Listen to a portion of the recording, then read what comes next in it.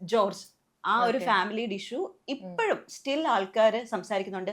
എന്തിന് ഈ ഒരു ഇഷ്യൂവിന്റെ ഇടയിൽ പോലും ആൾക്കാർ കമ്പയർ ചെയ്യുന്നുണ്ട്.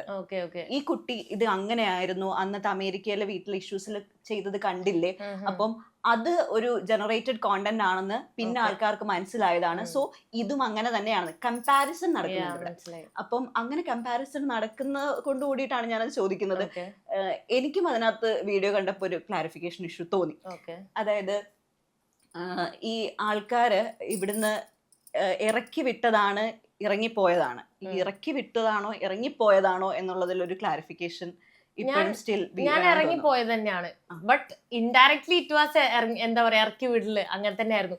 രാത്രി 12 മണിക്കാണ് അവര് വന്നിട്ട് ഞാൻ കിടക്കാൻ നേരത്ത് ഓൾറെഡി എന്റെ ബോയ് ഫ്രണ്ട് ആയിട്ട് ഞാൻ വീഡിയോ കോൾ ചെയ്തുകൊണ്ടിരിക്കുന്നുണ്ടായിരുന്നു. അപ്പോഴാണ് അവിടുത്തെ ഒരു പുള്ളിക്കാരി വന്നിട്ട് എൻ്റെ അടുത്ത് ഇങ്ങനെ നാളെ രാവിലെ പോകണം, അവിടെ നിൽക്കാൻ പറ്റില്ല, എനിക്ക് എൻ്റെ ഗ്രാൻഡ് ഫാദറിന് ആരോ ഒരാളെ വിളിച്ചിട്ട് വന്നു, എനിക്ക് അറിയ പോലും ഇല്ല നിങ്ങളെ, അങ്ങനെ ഇങ്ങനെ എന്നൊക്കെ പറഞ്ഞിട്ട് ഇതാക്കിയപ്പോൾ എനിക്ക് ഭയങ്കര ഇതായി. പിന്നെ ഒരു സെക്കൻഡ് പോലും എനിക്ക് അവിടെ നിൽക്കാൻ പറ്റില്ല. എൻ്റെ ബോയ് ഫ്രണ്ട് തന്നെയാണ് പറഞ്ഞ് രാത്രി ഒന്നും നോക്കണ്ട, ഇപ്പം തന്നെ ഇറങ്ങി പൊക്കോന്ന്. പിന്നെ ഇറങ്ങി പോകുന്നതിൻ്റെ ഇടയിൽ എനിക്ക് അവരോട് ബായ് പറയണമായിരുന്നു, അതായത് എന്നെ വീട്ടിലേക്ക് ഇൻവൈറ്റ് ചെയ്ത വ്യക്തിയോട്. ആ പറയുന്ന സമയത്ത് ഞാൻ ഈ പുള്ളിക്കാരിയായിട്ട് കുറച്ച് ഇഷ്യൂസ് ഒക്കെ ഉണ്ടായി സംസാരിക്കുന്നത്. ഞാൻ ചോദിക്കുന്നത്, ഈ ലോകത്ത് ഇത് നടക്കാത്ത സംഭവം, ഇതൊക്കെ വളരെ കോമൺ ആയിട്ട് നടക്കുന്ന ഒരു വ്ളോഗർ ആയിട്ട് മാത്രമാണ് എല്ലാവരും അതെടുത്ത് അതിനെ വെച്ച് വീഡിയോ ചെയ്യുന്നതും പൈസ ഉണ്ടാക്കുന്നതും. അത്ര എനിക്ക് പറയാനുള്ളൂ. പക്ഷെ ഇമോഷണലി ഭയങ്കര കണക്റ്റഡ് ആയിരുന്നു എന്ന് എനിക്ക് തോന്നിയ വീഡിയോ ഉണ്ട്. കരയുന്ന കണ്ടപ്പോ നമുക്ക് എല്ലാവർക്കും വിഷമം വന്നാൽ ഞാൻ കരയും. നിങ്ങളൊക്കെ എന്താ ചെയ്യാറ്? അല്ല, അതുമായിട്ട് കണക്റ്റഡ് എന്നല്ല പറഞ്ഞത്, ആ വ്യക്തിയുമായിട്ട് ആ സമയത്ത് ഇമോഷണലി നല്ല കണക്ട് ആയിരുന്നു എന്ന് തോന്നി. കാരണം ഞാൻ അതിന് മുന്നുള്ള എനിക്ക് തോന്നുന്നു യൂട്യൂബ് ചാനലിലെ വീഡിയോസ് കണ്ടറിയാം ഞാൻ ആളെ പറ്റിയിട്ട്. ആൾക്കാർ പറയുന്നുണ്ട് ആ ഫാമിലിനെ ഞാൻ മോശമാക്കി ചിത്രീകരിക്കണം, അന്ന് എനിക്ക് ആദ്യമേ ചിത്രീകരിക്കാൻ പറയാം ചെയ്താൽ പോരായിരുന്നു. രാത്രി തണുത്ത് വിറച്ച് 12 മണിക്ക് ഞാൻ ഇങ്ങനെ ഫ്രീസ് ആയി പുറത്ത് നിന്ന് ഞാൻ മറ്റേ സ്ട്രഗിൾ ചെയ്തിട്ട് തന്നെ എനിക്കത് ചെയ്യണമായിരുന്നു. എതിരെ കുറെ വീഡിയോ ഇട്ട് കാണുമ്പോഴത്തേക്ക് അല്ലെങ്കിൽ കുറെ ഞാൻ അതിന്റെ എക്സ്പ്ലനേഷൻ വീഡിയോ ഓൾറെഡി കൊടുത്തിട്ടുണ്ട്. അദ്ദേഹത്തെ പിന്നെ കോണ്ടാക്ട് ചെയ്യാൻ നോക്കിയിട്ടില്ല, എന്തുകൊണ്ട് ഇങ്ങനെ ചെയ്യുന്നു എന്ന് ചോദിക്കാൻ തോന്നിയിട്ടില്ല? ഇല്ല, ആളൊരു വട്ടം വിളിച്ചിരുന്നു, ജസ്റ്റ് വിളിച്ചിട്ട് എന്നോട് കുറെ സോറി ഒക്കെ പറഞ്ഞു. ഇതെല്ലാം കഴിഞ്ഞിട്ട് ഇതെല്ലാം കഴിഞ്ഞിട്ട് പിന്നെ ആൾക്ക് ഫേമസ് ആവാൻ ഭയങ്കര ആഗ്രഹമുള്ള ആളാണ്. അപ്പൊ ഒരാൾ വന്ന് ഇന്റർവ്യൂ ഒക്കെ എന്തോ ചെയ്തപ്പോ ആള് പിന്നെ നേരെ ഓപ്പോസിറ്റ് എന്നെ പറ്റി പറയാൻ തുടങ്ങി.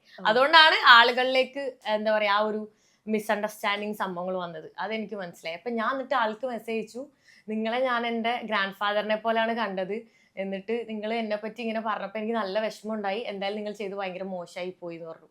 അപ്പോ ആള് ഓക്കെ എന്ന് പറഞ്ഞിട്ട് ഇങ്ങനെ ഒരു സാധനം ഇട്ടു. അത് മാത്രമാണ്, അതാണ് ലാസ്റ്റ് മെസ്സേജ് തോന്നുന്നു. പുള്ളിക്ക് ഫേവും കിട്ടി. മീൻസ് കുപ്രസിദ്ധി, ഇറ്റ് വാസ് കുപ്രസിദ്ധി അല്ലേ? നമ്മൾ ഉണ്ടാക്കാത്ത കാര്യത്തിന് നെഗറ്റീവ് പബ്ലിസിറ്റി വന്നിട്ട് ഫേമസ് ആവാന്ന് പറയുന്നത്. എനിക്ക് ഫേമസ് എന്ന് പറഞ്ഞ സംഭവത്തിന് ഞാൻ ബോധറേ ചെയ്യുന്നില്ല. എനിക്ക് ട്രാവലിംഗ് ആണ് ചെയ്യാൻ വേണ്ടത്. എൻ്റെ അംബിഷൻ തന്നെ അതാണ്.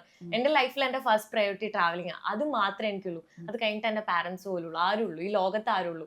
അപ്പൊ അതിനുവേണ്ടി ആരെന്ത് പറഞ്ഞാലും നാളെ യൂട്യൂബ് ചാനൽ നിർത്തിയാലും ഞാൻ വളണ്ടിയറിങ് ചെയ്തും വർക്ക് അവേയിലും ഹോസ്റ്റലിലും അങ്ങനെയൊക്കെ വർക്ക് ചെയ്ത് നമുക്ക് വളണ്ടിയറിങ് ചെയ്ത് ട്രാവൽ ചെയ്യാൻ പറ്റും. സോ ഞാൻ ട്രാവൽ ചെയ്യും. ഞാൻ ആ പോയിന്റിൽ ആക്ച്വലി ഞാൻ യൂട്യൂബ് ചാനൽ എടുത്ത് ഡിലീറ്റ് ബട്ടൺ അമർത്താൻ നിന്നതാണ്. അപ്പോൾ എൻ്റെ ബോയ് ഫ്രണ്ടാണ് പറഞ്ഞത്, നീ ഡിലീറ്റ് ചെയ്ത് കഴിഞ്ഞാൽ എല്ലാവരും വിചാരിക്കും നീ അപ്പം ചെയ്ത് ശരിയാ, ലൈക്ക് എൻ്റെ ഭാഗത്താണ് മിസ്റ്റേക്ക് എന്നുള്ളൊരു സാധനം, ലൈക്ക് നീ ഒളിച്ചോടുന്ന പോലെ ഫീൽ ചെയ്യും ആളുകൾക്ക്.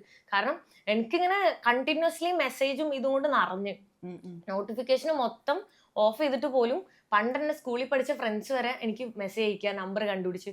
എൻ്റെ നമ്പർ എനിക്ക് തോന്നുന്നു ആ ടൈമിൽ കുറേ എല്ലാവർക്കും കിട്ടിയിരുന്നു. അപ്പം ഈ വാട്സപ്പ് പോലും തുറക്കാൻ പറ്റില്ല. എൻ്റെ ആകെ ഒരു നമ്പറേ ഉള്ളൂ. ആ ഒരു നമ്പറിൽ ഇങ്ങനെ മെസ്സേജ് വരുമ്പോൾ എനിക്ക് അത്രയും, ഞാൻ ട്രാവൽ ചെയ്യുമല്ലേ, ഞാൻ ട്രാവൽ ചെയ്യുന്നതിൻ്റെ ഇടയിലാണ് ഇത് നടക്കുന്നത്. ഞാൻ കണ്ടിന്യൂസ്ലി ട്രാവൽ ചെയ്യുന്നുണ്ട്. അപ്പം എല്ലാം കൂടെ എനിക്ക് മാനേജ് ചെയ്യാൻ പറ്റാത്തതുകൊണ്ട് എനിക്ക് ഭ്രാന്തായിപ്പോയി. അങ്ങനെ ഒരു ആ ടൈമിലാണ് സോഷ്യൽ മീഡിയ ഞാൻ വെറുത്തൊരു സൈബർ ബുള്ളിങ് ഭയങ്കരമായി എക്സ്ട്രീംലി ഞാൻ എന്താ പറയാ. പിന്നെ അൺഫോളോസ് ഒക്കെ 10-30,000 ഒക്കെ ഒറ്റയടിക്ക് പോകുന്നുണ്ടായിരുന്നു. പക്ഷെ യൂട്യൂബ് ചാനലിൽ മാത്രം എന്നും കാണുന്നവര് അതേപോലെ ഉണ്ടായിരുന്നു. അതിൽ ഞാൻ ഭയങ്കര ഗ്രേറ്റ്ഫുൾ ആയിട്ട് എനിക്ക് ഫീൽ ചെയ്തു.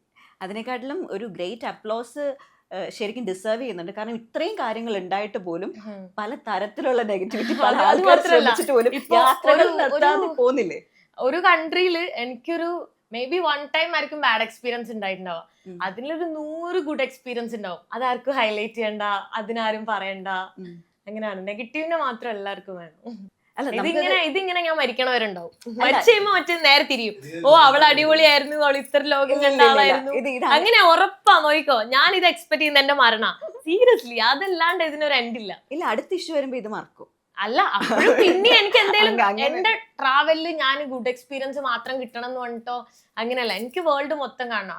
അതിന്റെ ഇടയിൽ ഗുഡ് എക്സ്പീരിയൻസ് ഉണ്ടാവും, bad experience. It's A part of my life. ഇത്ര പ്രശ്നങ്ങൾ ഉണ്ടായിട്ടും അല്ലെങ്കിൽ ഇത്ര നെഗറ്റിവിറ്റി സ്പ്രെഡ് ചെയ്തുകൊണ്ടിരിക്കുമ്പോഴും ട്രാവൽ നിർത്താതിരിക്കുന്നത്, അല്ലെങ്കിൽ ഇത് അഫക്റ്റ് ചെയ്ത് കുറച്ച് നേരം പോലും ഒന്ന് മാറിയിരിക്കുന്നതായിട്ടോ അല്ലെങ്കിൽ ഈ ട്രാവലിങ്ങിൽ നിന്ന് ഒരു ബ്രേക്ക് എടുക്കുന്നതായിട്ടോ കണ്ടിട്ടില്ല.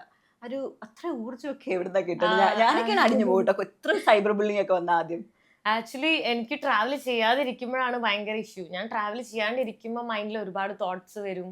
അങ്ങനെ ബ്രേക്ക് എടുക്കാനാണ് എനിക്ക് പറ്റാത്തത്. റീസെന്റ് ഞാൻ അർമേനിയയിൽ നിന്ന് ഞാൻ ജോർജിയയിലേക്ക് ഞാൻ ഹിച്ച് ചെയ്യുമ്പോൾ എനിക്ക് ഭയങ്കര കോൾഡാ, തീരെ വയ്യ, ത്രോട്ട് പെയിനാ.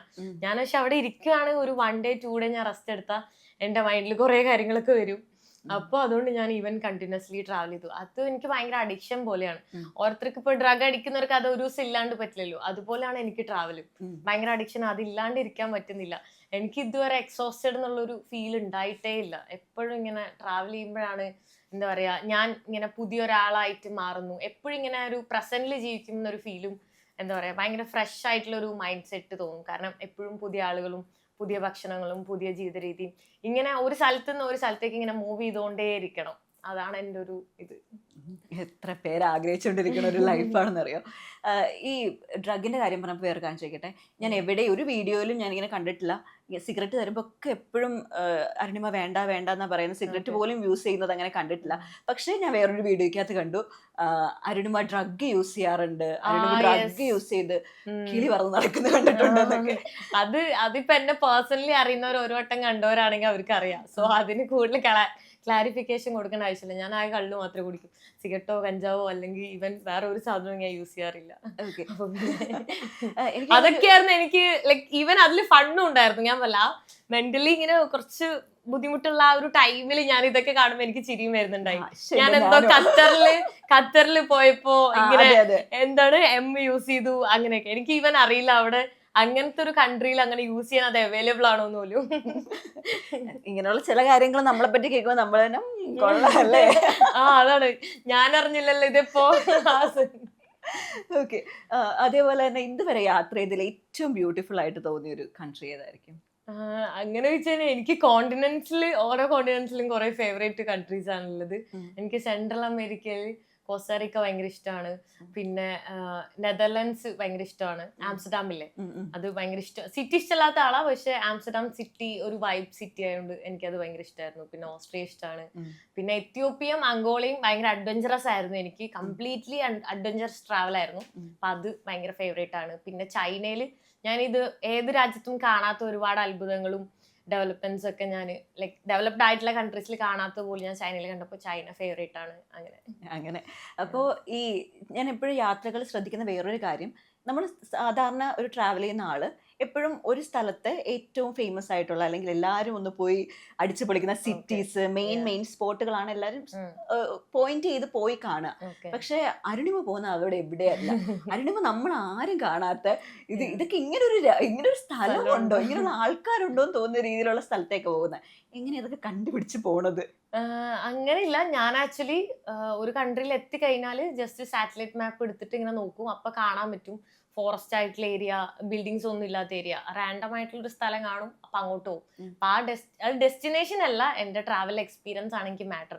സോ പോകുന്ന വഴിയിൽ കാണുന്ന ആളുകളും വില്ലേജസും ഒക്കെ ഉണ്ടാവും. അങ്ങനെ അല്ലാണ്ട് ഒരു സ്ഥലത്തും ഗൂഗിൾ ചെയ്തിട്ടോ അങ്ങനെ ഒന്നും ഞാൻ പഠിച്ചിട്ടോ ഒന്നും അല്ല പോകുന്നത്. ഒരു രാജ്യത്ത് ഇറങ്ങുമ്പോൾ അന്നത്തെ ദിവസം പോലും ഞാൻ എവിടെ സ്റ്റേ ചെയ്യുന്ന പോലും ആലോചിക്കാറില്ല. കണ്ടിന്യൂസ്ലി ഇങ്ങനെ മൂവ് ചെയ്ത് പോകും. വിസ തീരുന്നത് മാത്രമാണ് ഞാൻ നോക്കുന്നത്. 1 month വിസയാണ്, അതിന് മുന്നേ എക്സിറ്റ് ചെയ്യണം, അത് മാത്രമേ ഞാൻ ചിന്തിക്കാറുള്ളൂ. പിന്നെ എന്താ പറയാ, കൂടുതലും വില്ലേജസിലൊക്കെ പോകുമ്പോൾ ആളുകൾക്ക് ഭയങ്കര എക്സൈറ്റ്മെന്റ് ആണ്. ഞാനിങ്ങനെ ഇന്ത്യയിൽ നിന്ന് വന്നതാണ് ഇങ്ങനെയൊക്കെ പറയുമ്പോൾ ആ എക്സൈറ്റ്മെന്റ് എനിക്ക് ഭയങ്കര ഇഷ്ടമുള്ളൊരു കാര്യമാണ്. അതായത് അവിടെ നിന്ന് ഒരു ടൂറിസ്റ്റുകളെ അവര് കാണുന്നുമില്ല. നമ്മളിപ്പോ ഒരു ടൂറിസ്റ്റ് ഡെസ്റ്റിനേഷനിൽ പോവുകയാണെങ്കിൽ അവിടെ ഒരുപാട് പേരുണ്ടാവല്ലോ. അപ്പൊ ലോക്കൽ ആൾക്കാരൊന്നും വന്ന് നമ്മളോട് സംസാരിക്കൂല. പക്ഷെ ഇവിടെ അങ്ങനെയല്ല. ഇങ്ങനെ ആരും ഇല്ലാത്ത സ്ഥലത്തൊക്കെ പോകുമ്പോൾ നമ്മൾ അങ്ങോട്ട് സംസാരിക്കാണ്ട് തന്നെ അവർ ഇങ്ങോട്ട് വന്ന് എക്സൈറ്റ്മെന്റ് ആവും.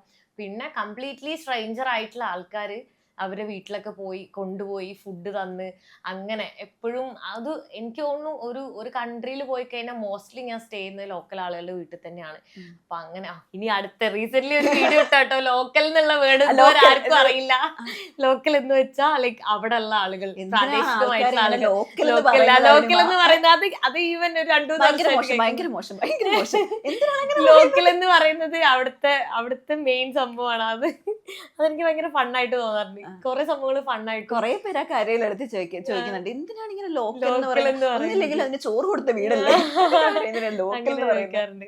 അപ്പൊ അങ്ങനെ ലോക്കൽ ഏരിയകളിലൊക്കെ പോവാ, അങ്ങനെ എനിക്ക് ഭയങ്കര ഇഷ്ടമുള്ള കാര്യമാണ്. പിന്നെ അങ്ങനെ എന്താ പറയാ, ഒരു പരിചയമില്ലാത്ത ആൾക്കാരുടെ സ്നേഹവും അവരുടെ, എനിക്ക് ഈവൻ അമ്മ അച്ഛ എന്ന് വിളിക്കാൻ പറ്റുന്ന മെക്സിക്കോയിൽ ഒരു ഫാമിലി ഉണ്ട്, ബംഗ്ലാദേശിൽ ഒരു ഫാമിലി ഉണ്ട്, എത്യോപ്യയിൽ ഒരു ഫാമിലി ഉണ്ട്, ലൈക്ക് മോസ്റ്റ് ക്ലോസ് ആയിട്ടുള്ള. അപ്പൊ ഈ ഒരു ഹോണ്ടുറാസിലും. അപ്പൊ ഈ 4 രാജ്യങ്ങളിലും അത്രയും ക്ലോസ് ആയിട്ടുള്ള ആൾക്കാരുണ്ട്. എപ്പോ വേണമെങ്കിലും ചെല്ലാം. ഈവൻ ഭാഷ പോലും സ്പാനിഷ് ഒക്കെ കുറച്ച് എനിക്ക് അറിയുള്ളൂ, അത് വെച്ചിട്ട് വീഡിയോ കോളിൽ നമ്മൾ സംസാരിക്കുന്നു. അപ്പോ എന്ത് നേടി, എന്താണ് നീ ഈ ലോകം കണ്ടിട്ട് എന്താണ് നേടി എന്നുള്ളത് ചോദിക്കുമ്പോ എനിക്ക് അതാണ്, ഞാൻ ഒരുപാട് എന്താ പറയാ, എനിക്ക് അത്രയും വേണ്ടപ്പെട്ട മനുഷ്യര്, എന്താ പറയാ, എന്റെ സ്വന്തം പോലെയുള്ള, സ്വന്തം അമ്മയച്ഛനെയും പോലെയുള്ള ആൾക്കാർ വേറെ ഒരു രാജ്യത്തു നിന്നും ലിഫ്റ്റ് അടിച്ചുകൊണ്ട് മാത്രം എനിക്ക് കിട്ടിയതാണ്. സോ അതിൽ ഞാൻ ഭയങ്കര ഗ്രേറ്റ്ഫുൾ ആയിട്ട് എനിക്ക് ഫീൽ ചെയ്യും. That's A great thing. ആ ആളുകളുണ്ടല്ലോ, ആ വ്യക്തികളാണ് എന്നെ ട്രാവൽ ചെയ്യാൻ വീണ്ടും വീണ്ടും മോട്ടിവേറ്റ് ചെയ്യുന്നത്. ലൈക്ക് ഇപ്പോ ചില ആൾക്കാർക്ക് ഉണ്ടാവും 100 രാജ്യം പോയാൽ നിർത്തണം, അല്ലെ ഇത്ര സ്പെസിഫിക് രാജ്യങ്ങൾ പോയാൽ മതി. എനിക്ക് എല്ലാ രാജ്യം പോകണം എന്ന് തോന്നുന്നത് പോലും മേ ബി ഞാൻ ഇതുപോലത്തെ മനുഷ്യരെല്ലാരും മിസ് ചെയ്ത് പോയാലോ, എന്റെ ലൈഫിൽ ഇനി ഇതുപോലത്തെ ഒരുപാട് മനുഷ്യരെ എനിക്ക് കാണണം. എന്റെ ട്രാവലിന്റെ ഡെഫിനിഷൻ എന്ന് പറയുന്നത് തന്നെ ഒരുപാട് വ്യക്തികളെ പരിചയപ്പെടുക, അവരിൽ ഒരാളായിട്ട് ജീവിക്കുക എന്നുള്ളതാണ്. അവരെന്താണോ ഭക്ഷണം കഴിക്കുന്നത്, എന്താണ് അവർ ചെയ്യുന്നത്, അവരുടെ കൂടെ തന്നെ നിന്ന് അവരിൽ ഒരാളായിട്ട് ജീവിക്കുമ്പോൾ നമ്മൾ പുതിയൊരാളാവല്ലേ. അപ്പൊ അത് നമ്മൾ ജസ്റ്റ് ഒരു ബുക്ക് വായിച്ചോണ്ടോ മൂവി കണ്ടോണ്ടോ പറ്റില്ലല്ലോ, അത് ഫീൽ ചെയ്യല്ലേ, എക്സ്പീരിയൻസ് ചെയ്യല്ലേ.